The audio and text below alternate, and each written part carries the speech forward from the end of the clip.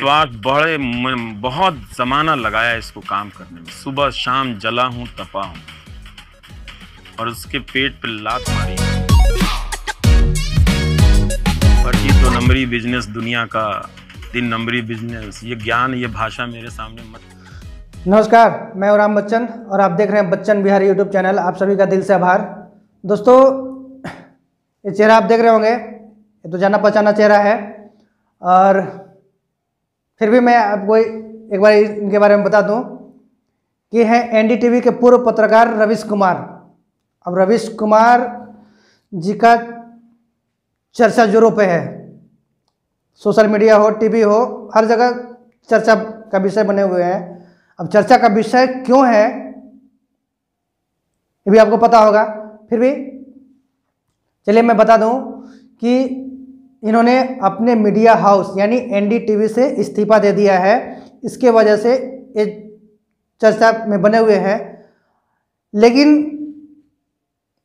हर तरह की बातें निकल के आ रही हैं, क्यों दिया इस्तीफा, क्यों दिया इस्तीफा, क्यों दिया इस्तीफा, लेकिन असली कारण कोई नहीं बता रहा। असली कारण तो रवीश कुमार भी नहीं बता रहे कि मैंने इस्तीफा क्यों दिया। तो हम लोग आज इसी विषय पर चर्चा करेंगे और असली कारण ढूंढने की कोशिश करेंगे और असली कारण पर पहुंचेंगे हम लोग कि असली कारण क्या है, क्यों इन्होंने इस्तीफा दिया और क्यों बाजार में 10 तरह की बातें हो रही है, या रवीश कुमार 10 तरह की बातें क्यों बना रहे हैं। तो हाँ, एक चीज़ और बता दूं आपको, आजकल एक चीज़ और ट्रेंड में है, गोदी मीडिया और गोदी सेठ। गोदी मीडिया और गोदी सेठ, और गोदी मीडिया और गोदी सेठ के जनक भी यही हैं। इस शब्द का निर्माण हमारे रवीश कुमार जी ने ही किया है।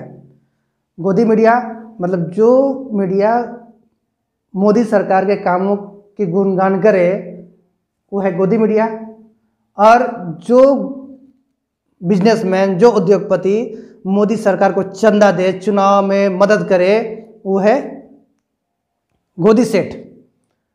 तो इनका भी कहना ये है कि मैंने जो इस्तीफा दिया है वो गोदी सेठ के चलते ही दिया है। गोदी सेठ, अब गोदी सेठ किसे कह रहे हैं देख लीजिए। गोदी सेठ यानी गौतम अडानी, देश के सबसे धनी व्यक्ति, उनको बोल रहे हैं गोदी सेठ के चलते मैंने इस्तीफा दे दिया। ये बात हर किसी को हजम नहीं हो रही है, बात हर किसी को हजम नहीं हो रही है, क्योंकि कल भी आप किसी दूसरे के अंदर ही काम कर रहे थे, आज भी आपको दूसरे के अंदर ही काम करना था। यानी जिस एनडीटीवी की बात कर रहे हैं उसके आप मालिक नहीं हैं, मालिक कोई और था, और आगे भी अगर किसी ने खरीदा है तो मालिक कोई और होगा। आप काम कर रहे थे, आप मेहनत करते, आपको सिर्फ मेहनत करना था, मालिक कोई और था, पूंजी किसी और का था। तो इसमें आपको इस्तीफा देने वाली बात कहाँ से आ गई?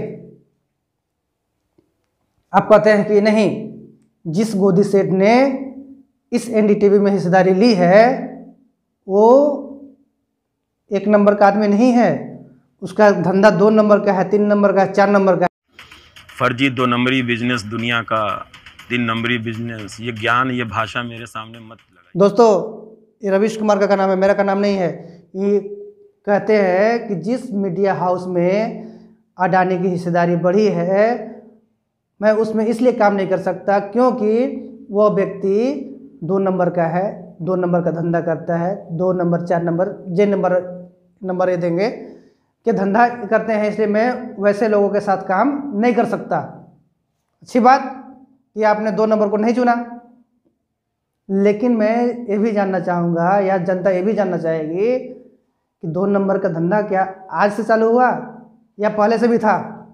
और अगर पहले से था तो आपका कर्तव्य बनता है देश में हो रहे भ्रष्टाचार, देश में हो रहे अपराध को दिखाना। तो आपने इसका उजागर क्यों नहीं किया? जब आपको पूरी तथ्यात्मक तरीके से मालूम है तो आपने जनता के सामने ये तथ्य रखा क्यों नहीं?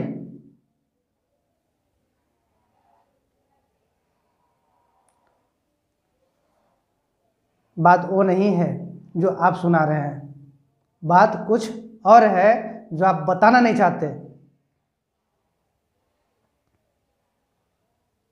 लोग तो कहते हैं, लोग कह रहे हैं कि अगर एनडीटीवी में अडानी का हिस्सा हुआ, यानी 2 नंबर आदमी का हिस्सेदारी बढ़ा है, तो रवीश कुमार ने एनडीटीवी छोड़ दिया।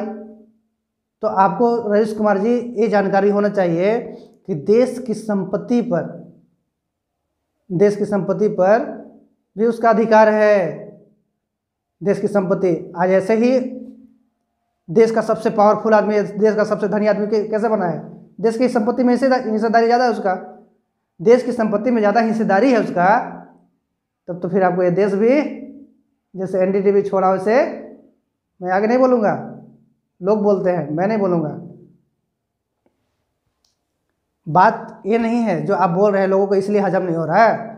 सही बात आप छुपा रहे हैं, सही बात आप जाहिर नहीं करना चाहते। एक रिपोर्ट देखिए दोस्तों, उसके बाद बात करेंगे इस चर्चे पर, आगे बढ़ेंगे। एक रिपोर्ट देख लीजिए आप। देखिए, अगर मैं रहता 2024 तक, तो जो 8 साल में प्राइम टाइम के जरिए मैंने उनके सरकार की तमाम तरह की गलतियों को डॉक्यूमेंट किया था ना। हाँ दोस्तों, आपने सुना, रवीश कुमार बोल रहे हैं कि अगले लोकसभा चुनाव यानी 2024 तक अगर मैं एनडीटीवी में रहता तो मैंने 8 सालों में जो मोदी सरकार के काले चिट्ठे तैयार करके रखे हैं, लोकसभा चुनाव के समय में उसे जनता के सामने लाता, इसलिए मुझे एनडीटीवी से हटा दिया गया। अच्छी बात, आपने अगर ऐसा कोशिश किया तो अच्छी बात है, लेकिन 8 सालों का ही क्यों? सवाल तो बनता है ना कि 8 सालों का ही क्यों? उससे पहले सरकारें नहीं थी देश में? उससे पहले सरकारें देश में नहीं थी? या सिर्फ बीजेपी ही चुनाव लड़ती है अकेले? और भी पार्टियां चुनाव लड़ती हैं ना, बीजेपी है, कांग्रेस है और तमाम तरह की पार्टियां हैं। उनका काला चिट्ठा कौन तैयार करेगा सर?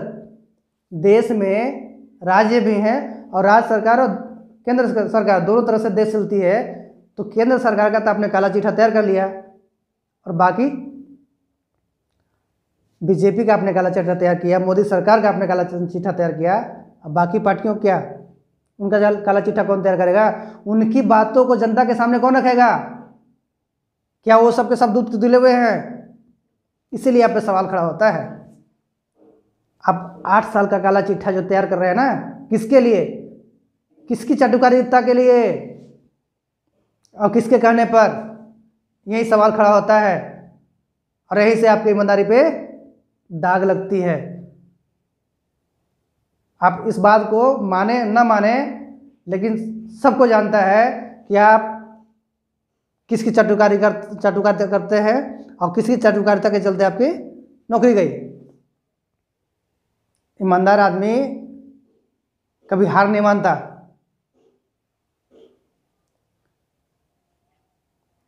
चाटुकारिता के चलते आपकी चली गई। तो हाँ दोस्तों, तो एक काला चिट्ठा 8 साल का इन्होंने तैयार किया है। बाकी इनसे भी तो पूछिए कि 2014 से पहले देश में अपराध नहीं होता था, देश में भ्रष्टाचार नहीं होता था, देश में गरीबी नहीं थी, देश में बेरोजगारी नहीं थी। 2014 से पहले बिल्कुल सब कुछ सही चल रहा था। इसलिए तो इन्होंने 8 साल का काला चिट्ठा तैयार करके रखा है। और रवीश कुमार जी, आपको एक बात और बता दूं कि आप हैं बिहार से, पता होना चाहिए आप बिहार से हैं, और बिहार में जिस पार्टी की आप चाटुकारिता करते हैं ना, उसकी 40 साल सरकार रही है। 40 साल उनसे उनका काला चिट्ठा तैयार नहीं करेंगे कि आपको बिहार की नहीं कुछ पड़ी? बिहार के बारे में कौन सोचेगा? महाराष्ट्र वाले, गोवा वाले? बिहार सरकार का भी काला चिट्ठा तैयार कीजिए। हाँ, जैसे आप केंद्र सरकार का करते हैं ना, उसे राज्य सरकार भी काला चिट्ठा तैयार कीजिए और कहिए कि 40 साल कांग्रेस की सरकार और 33 साल लालू और नीतीश की सरकार ने देश में बिहार को नंबर 1 राज्य क्यों नहीं बना पाया? क्यों नहीं उनसे सवाल करते? या उनका काला चिट्ठा क्यों नहीं तैयार करते? क्या वो चुनाव नहीं कर लड़ेंगे? लोकसभा का चुनाव वो नहीं लड़ेंगे? उनकी पार्टी चुनाव नहीं लड़ेगी? उनका काला चिट्ठा कौन तैयार करेगा? लेकिन नहीं, आपको तो चाटुकारिता कर रही है। स्वार्थ बहुत जमाना लगाया इसको काम करने में, सुबह शाम जला हूं, तपा हूं, और उसके पेट पे लात मारी है। अब देखिए, अब कारण क्या हो गया इनको एनडीटीवी छोड़ने का? रवीश कुमार मानते हैं कि एनडीटीवी मतलब रवीश कुमार, रवीश कुमार ने एनडीटीवी को ऊंचाई तक ले गया है। ये बात हद तक सही भी है कि एनडीटीवी को आज जो ऊंचाई प्राप्त है उसमें रवीश कुमार का बहुत बड़ा हाथ है, बहुत बड़ा योगदान है। लेकिन रवीश कुमार चाहते थे कि जिस एनडीटीवी की पहचान हमसे है वो एनडीटीवी रवीश कुमार का हो, लेकिन हो गया कुछ और। किसी सौदागर का नज़र पड़ गया एनडीटीवी के ऊपर, किसी सौदागर का नज़र पड़ गया एनडीटीवी के ऊपर, और उसने इनके सपने को अपनी सौदागरी से पानी फेर दिया। बटुए में जितना भी पैसा हो वो धरती खरीद लोगे क्या? अब ये चिल्लाते फिर रहे हैं गोदी सेठ, गोदी सेठ, गोदी सेठ, 2 नंबर का आदमी, 2 नंबर का आदमी। अरे 2 नंबर का आदमी, 2 नंबर का आदमी आप लोगों ने ही बनाया है साहब। आज 2 दिन में या 4 दिन में या 1 साल में या 8 साल में एक सेठ नहीं बन गए, पहले से हैं। जब पहले से थे और आपकी चाहने वाली सरकार थी, उस समय आपने क्यों नहीं इनको जेल भिजवा दिया?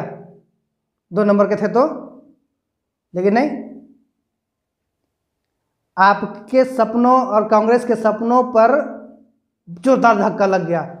आपका तो डील ही था, आपका डील था कि अगर 8 साल के कारनामों को मैं एनडीटीवी के माध्यम से जनता तक रखूंगा तो जनता व्याकुल होकर के मोदी सरकार को केंद्र सरकार से हटाएगी और केंद्र में सरकार आएगी गांधी परिवार का, और गांधी परिवार हमारी चहेते परिवार है, और चहेते परिवार से मैं चुनाव जिताने के एवज में एनडीटीवी मांग लूंगा। चैनल को मुझसे भी जोड़कर देखा जाता है कि ये रवीश का चैनल है, और इस बात से कभी डॉक्टर रॉय को कोई समस्या नहीं हुई।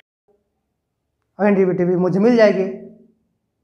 अब तो कांग्रेस को भी नहीं कुछ, कांग्रेस को भी कुछ नहीं मिला ना आपको मिला, तो आप तो चिल्लाएंगे ही, बहाने बनाएंगे ही कि 2 नंबर के आदमी के चलते मैंने एनडीटीवी छोड़ दिया, 2 नंबर के चलते मैंने एनडीटीवी छोड़ दिया। क्या हुजूर, इतने अच्छे पत्रकार हैं आप, लोगों की समस्याओं पे बात करते हैं, फिर अपनी समस्या को क्यों आप भूल गए हैं? आपकी समस्या है चाटुकारिता। अपनी चाटुकारिता को बंद कीजिए और खुश रहिए, और जनता को मूर्ख मत बनाइए कि मैंने सेठ के चलते, गोदी सेठ के चलते, गोदी सेठ, गोदी सेठ, गोदी सेठ, ये सब बेकार की बातें आपको शोभा नहीं देती। तो दोस्तों, आपको ये वीडियो कैसा लगा और कमेंट जरूर कीजिएगा कि असली कारण क्या था। असली कारण एनडीटीवी से रवीश कुमार के इस्तीफे का असली कारण क्या है? मैंने जो बताया या वो बता रहे हैं वो सही है? कमेंट जरूर कीजिएगा। नमस्कार।